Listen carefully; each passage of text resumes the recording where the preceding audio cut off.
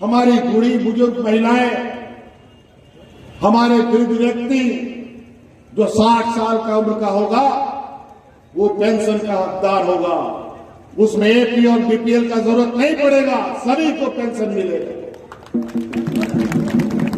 हमारी सभी विधवा महिलाओं को पेंशन का लाभ मिलेगा। कोई एपीएल बीपीएल की बात नहीं हो। आपने देखा, आपकी सरकार ने इस राज्य में पहली बार हमारे इस राज्य के होनहार खिलाड़ियों को सीधे सरकार की नौकरियों में जगह देकर के उनको नौकरी दिया। क्यों 5 साल बीते, 5 साल में नहीं हुआ? 5 साल में सिर्फ जमीन लूटो, सरकारी संपत्ति बेचो, लैंड बैंक के नाम पर हमारे जमाबंदी जमीन को लूट लो, छीन लो, यही काम होता रहा। आज इनसे पूछिए, जो लोग आपके पास वोट मांगने आते हैं, क्या करेंगे वोट का? आप लोग वोट दीजिएगा और वोट जाकर के गोवा का समंदर में बह जाएगा, बता देते हैं, ध्यान रखिएगा। और हमको कुछ कुछ खबर आ रहा है, उस पर भी हम लोग आगे बढ़ेंगे, चुनाव खत्म होने देंगे। क्योंकि मजदूरों का जो दर्द हमने देखा है, मजदूरों को मरते हुए जब हमने देखा है, आज यहां हमारे मधुपुर देवीपुर में कुछ लोग सक्रिय हैं जो यहां के मजदूरों का सौदा करके दूसरे राज्यों में बेचने का, उनके तनख्वाह को खाने का काम कर रहा है।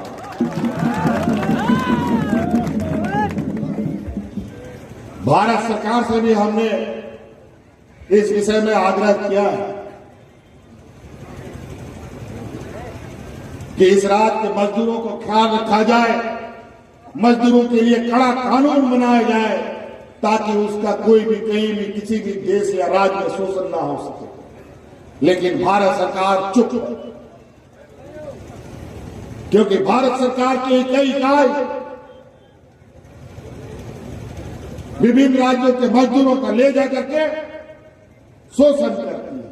अभी हाल में ही आपने सुना होगा कि उत्तराखंड में एनटीपीसी का एक डैम जिसमें पावर प्लांट बनना था, वो अचानक फट गया और सैकड़ों मजदूर मारे गए। उसमें झारखंड के भी कई मजदूर मारे गए हैं। उसका कोई लेखा जोखा नहीं है। हमारे पास कुछ घटनाएं सामने आई हैं। अभी उस विषय को भी लेकर हम केंद्र शासित सरकार से इस राज्य के मजदूरों के हक अधिकार की लड़ाई लड़ेंगे। आज इसीलिए हमने मधुपुर विधानसभा के किसान, मजदूर, नौजवान, माताएं, बहनों के गांव तक पहुंचने के लिए हमने एक पुल का निर्माण किया है और उस पुल का नाम है हफीजुल हसन। हम हफीजुल हसन की आंखों से यहां की जनता को देखेंगे और हफीजुल हसन के हाथों से आपके अधिकार को आपके दरवाजे तक पहुंचाने का काम करें।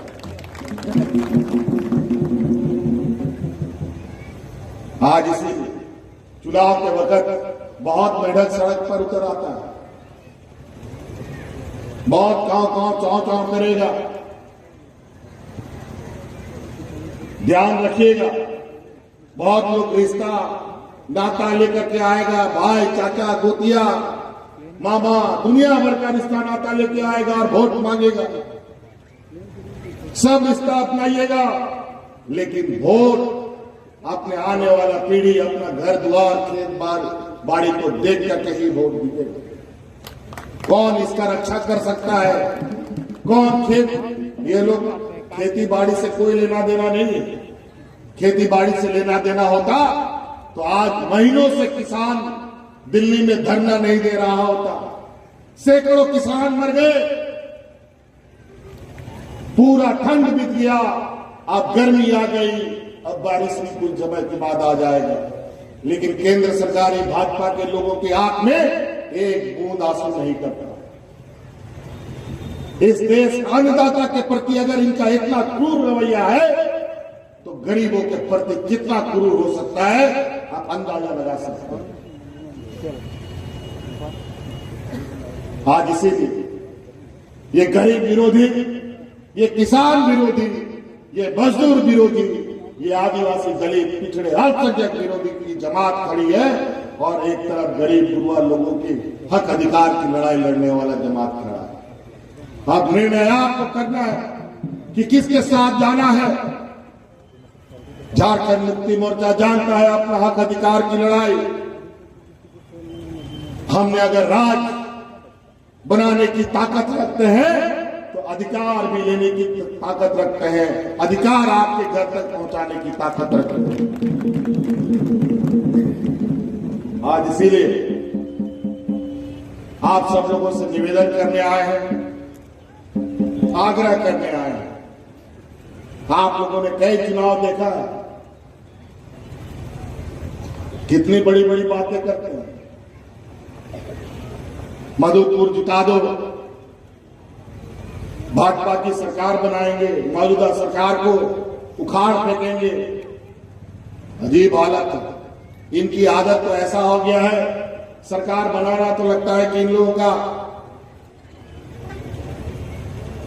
एक ऐसा जुनून सवार हो गया है कि भाई जिसको मत तिसको जहां मन तहां कान मरड़ दो। लेकिन उनको गलत फहमी झारखंड मुक्ति मोर्चा से पाला नहीं पड़ा है। इस वजह से 20 सालों तक जिस तरीके से छल प्रपंच करके ठग करके इन लुटेरों ने राज को बर्बाद किया, आज उसी का दर्द की वजह से 2019 में इस डबल इंजन की सरकार को उखाड़ कर लोगों ने गुजरात में फेंक दिया। और आज पहली बार 20 सालों में इतनी मजबूत सरकार इस राज्य में बनी है। और यही वजह है कि आपके लिए हक अधिकार आप तक पहुंचाने का, आपके सपनों को पूरा करने में इस वैश्विक महामारी में भी ये सरकार लगी।